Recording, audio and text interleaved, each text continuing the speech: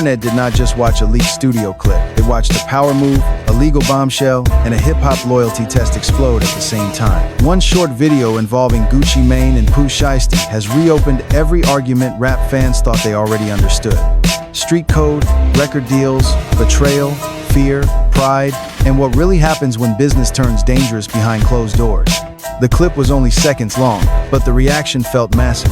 Gucci Mane was seen inside a studio, dressed bright, calm on the surface, while the room around him carried the kind of tension nobody could ignore. According to prosecutors, the footage was tied to a moment where Pooh Shiesty allegedly wanted out of his 2017 records contract, and Gucci was allegedly pressured into saying it on camera. That one moment instantly became bigger than a contract dispute.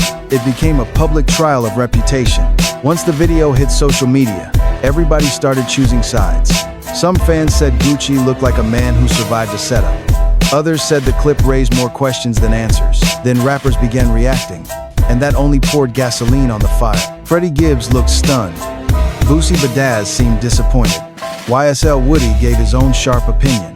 Every reaction made the footage feel less like evidence and more like a cultural earthquake. But the real question is not just what the camera captured. The real question is what happened before that camera started rolling. Why was Gucci in that Dallas studio? Why was Pooh Shiesty allegedly pushing for a release? Why did prosecutors treat a short clip like a major piece of a federal case? Because in hip-hop, a few seconds can damage a career. In court, a few seconds can change someone's future. Before we go deeper, drop your city in the comments. If you think Gucci walked out of this situation stronger, press 1. If you think this whole story is more complicated than people online are saying, press 2. And subscribe, because this case is not just about one rapper. It is about how fast fame, loyalty, and street politics can collide. To understand why this clip shook the rap world so hard, you have to step inside the studio before the internet ever saw it. Prosecutors described the meeting as something that looked ordinary on the surface. A business conversation, a label situation, a rapper and his boss trying to settle an issue. In the music industry, meetings like that happen all the time. Artists want freedom, labels want control.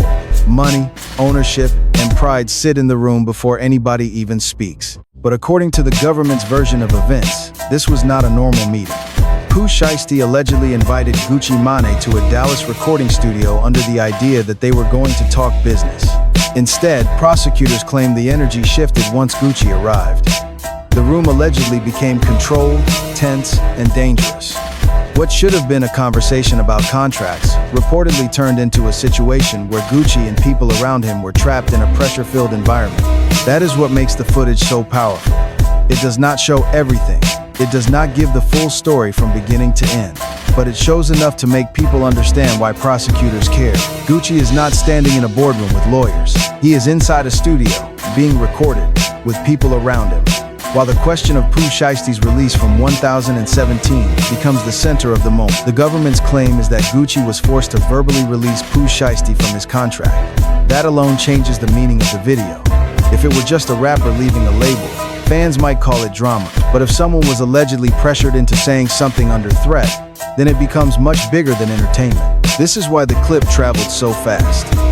Fans were not only watching Gucci Mane, they were watching the image of control flip in real time. Gucci, the man who helped build 2017 into one of rap's most recognizable labels, was suddenly shown in a position nobody expected. And for Pooh Shiesty, the same clip that some people saw as a bold attempt to gain freedom became, in the eyes of prosecutors, part of a much darker case.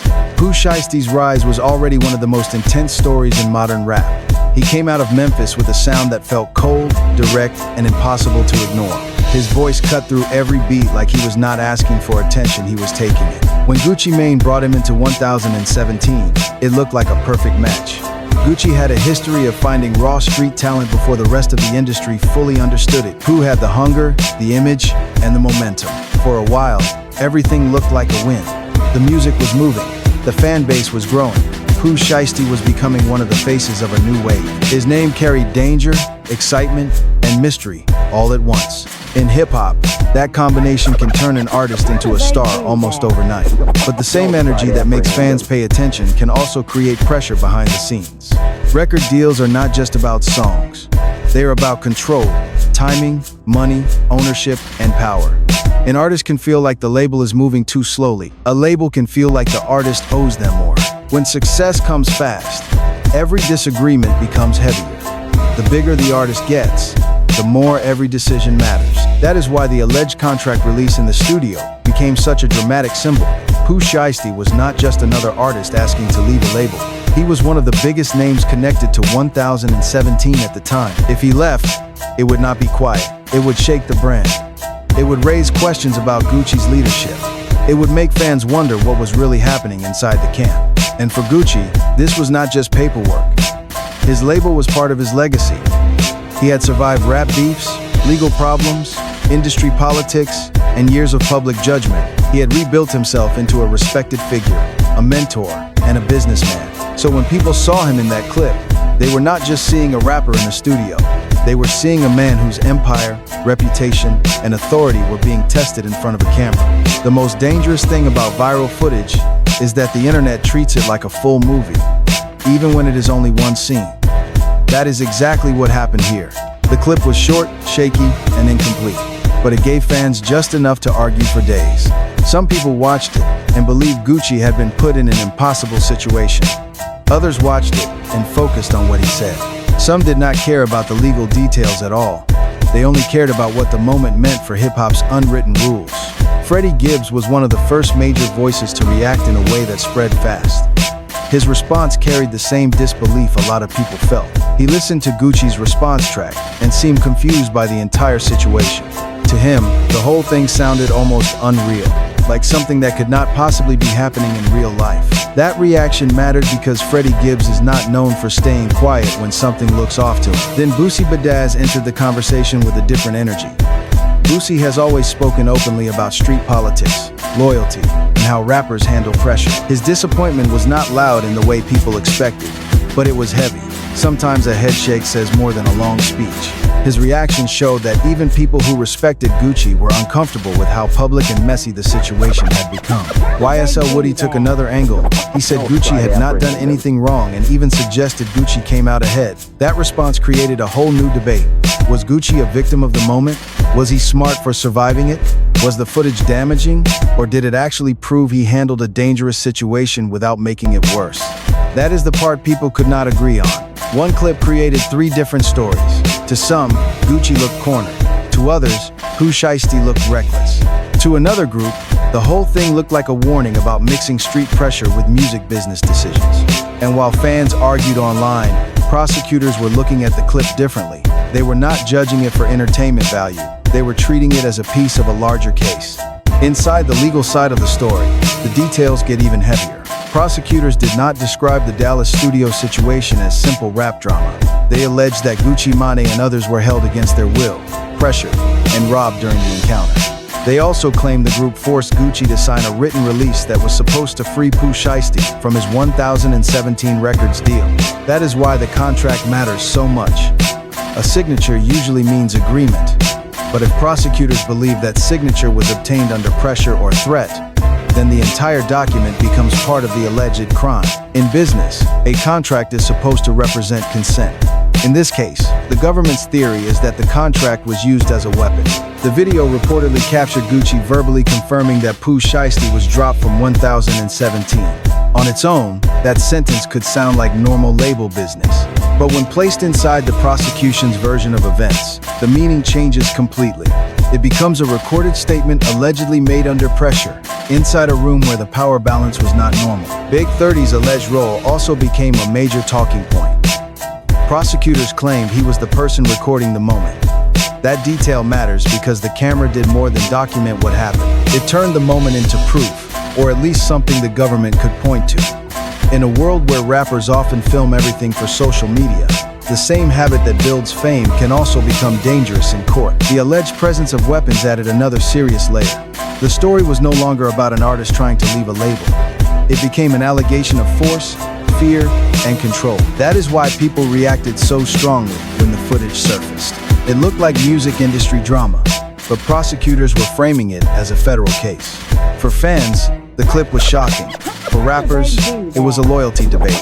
For lawyers, it was evidence. And for Gucci and Pooh Shiesty, it became a moment that could follow both of their careers forever.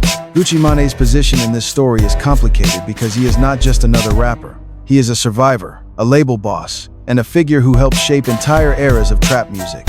His influence runs deep. Many artists built careers from the blueprint he helped create. He has been through public battles before, but this situation hit differently because it challenged him not on a song, not in a diss record, but inside the business structure he built. When Gucci responded musically, people immediately dissected every line, every beat, every tone. Some listeners thought he was defending himself. Others felt the response created more questions. In rap, a response track can restore control, but it can also keep controversy alive. Once the audience starts searching for hidden meaning, the music becomes part of the case in the court of public opinion. That is what happened here. The footage came out, the reactions exploded, and then Gucci's own words became another piece of the puzzle. Fans were not just asking whether the song sounded good, they were asking what it meant. Was Gucci trying to clear his name? Was he sending a message to Pooh Shiesty? Was he showing that he was not embarrassed by the clip? But silence can be just as powerful as sound. Gucci did not flood the internet with long explanations. Pooh Shiesty's camp also did not fully control the conversation public. That silence left space for everyone else to talk. Bloggers, rappers, fans, and legal commentators filled the gap with theories. The tragedy of this whole situation is that both men were connected through success before they were connected through controversy. Gucci saw something in Pooh Shiesty. Pooh represented the next wave of 1017. Together, they had momentum. But now, instead of fans talking mainly about hits, features, and dominance, people are talking about federal filings, alleged threats, and a studio clip that may become a key part of a trial. That is how fast rap stories can turn. One day, the headline is about a rising star. The next day, it is about a case file. And once the legal system enters the story, nobody controls the ending anymore. The online debate around this footage became so intense because it touched one of hip-hop's most sensitive topics. What counts as betrayal? In rap culture, public image is not just decoration, it is currency. Fans want authenticity, artists want respect, crews want loyalty, labels want control. When any of those pieces crack, the entire conversation becomes emotional. Some fans argued that Gucci did what anyone should do in a dangerous situation: stay calm, get out alive, and deal with the rest later. From that point of view, there was no shame in anything shown on camera. Survival is not weakness. Walking out of a tense room without making it worse can be the smartest move possible. Others focused on the idea that a boss should never be placed in that position by his own artist. To them, the footage represented a deep breach of trust. Gucci helped put Pooh Shiesty in position, and if prosecutors' allegations are accurate, then the situation turned into something far beyond a label disagreement. That made the story feel personal, not just legal. Then another group looked at Pooh Shiesty and saw a young artist caught in the collision between fame, pressure, street identity, and business frustration. They did not excuse the allegations, but they questioned how a relationship with so much potential could collapse into something this serious. In their eyes, the story was less about one bad moment and more about the dangerous expectations placed on rappers who are expected to be both entertainers and street figures at the same time. That is why the reactions from Gibbs, Boosie, and Woody mattered. They were not just celebrity comments. They represented three different ways the culture processes: conflict, disbelief, disappointment, defense. And every time a new clip or detail appears, the audience replays the entire story from the beginning. The footage becomes a mirror. People see what they already believe about loyalty, fear, power, and the music business. That is why this case has stayed loud. It is not only about what happened in one studio. It is about what people think rap should stand for when the cameras are rolling and when they are not. The case also shows how dangerous it can be when entertainment, street politics, and federal attention overlap. A rap career can move fast, but a federal case moves differently. Social media reacts in minutes. The courts move in months, sometimes years. Fans may decide what they believe after watching a clip once. But prosecutors and defense attorneys fight over every detail, every second, every word, and every intention. Pooh Shiesty has maintained his innocence, and that detail matters.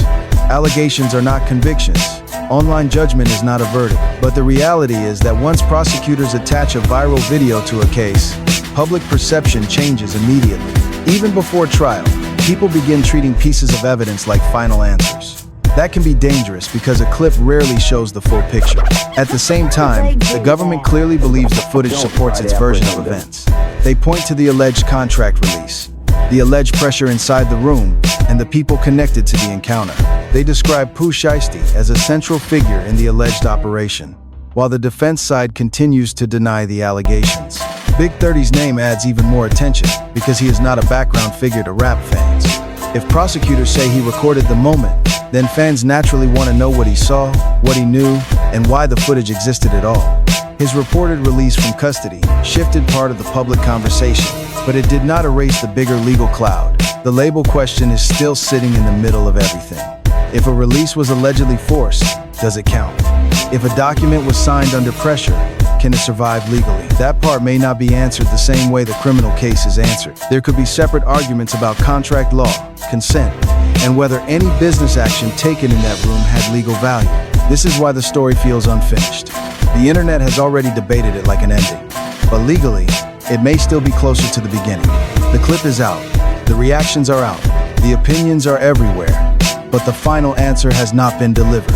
What makes this story so powerful is that it changed the image of everyone involved at once. Gucci Mane, once seen mainly as the veteran boss guiding younger talent, became the center of a viral clip that made fans question what really happened behind the scenes at 1017. Pooh Shiesty, once celebrated as one of the hottest new voices in rap, became tied to allegations that could heavily affect his future. Big 30 became connected to the camera itself, a detail that made people wonder how much the recording would matter in court. The footage also exposed something uncomfortable about modern hip-hop. Everything is content until it becomes evidence. Artists film studio sessions, arguments, jewelry, money, private moments, and business conversations because visibility helps build power. But when a legal case begins, the same footage can become dangerous. A camera that once felt like promotion can suddenly become a witness. That is the lesson hanging over this entire situation. In the rap world, image moves fast, but consequences move deeper. A moment recorded in a studio can outlive the emotions that created it. It can travel through social media, land in legal filings, fuel diss tracks, divide fans, and reshape careers long before a jury ever hears the case. For Gucci, the path forward is about protecting his legacy. He has already survived more than most artists could imagine. But this chapter is different because it involves someone he once helped elevate. For Pooh Shiesty, the path forward is about fighting the allegations and trying to keep his future from being defined by one case.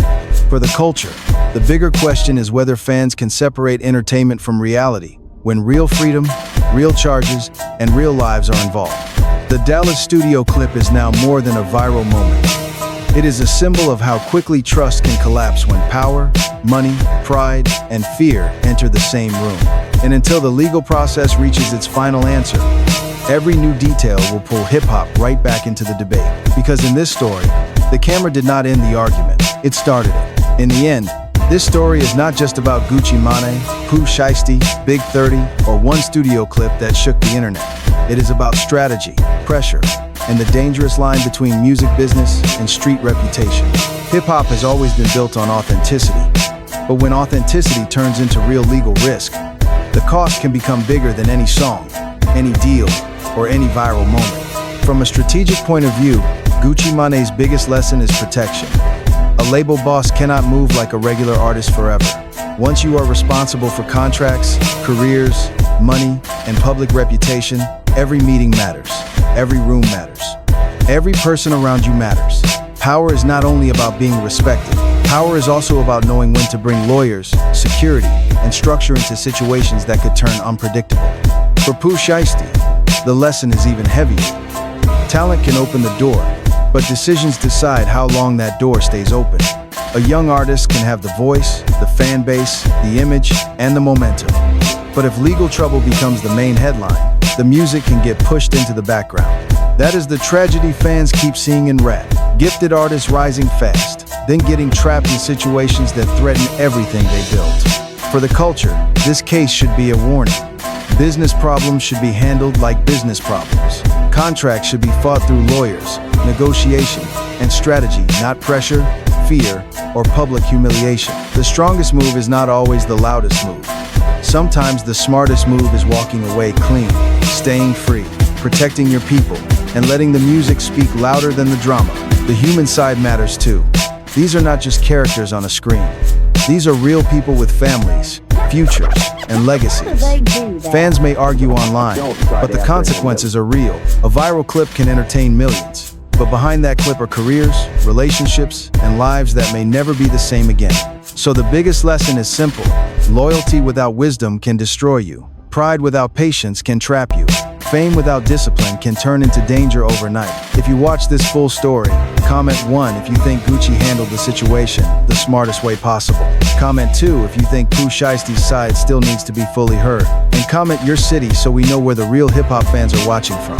Do not forget to like this video, share it with someone who follows rap news, and subscribe for more stories where music, power, loyalty, and real-life consequences all collide.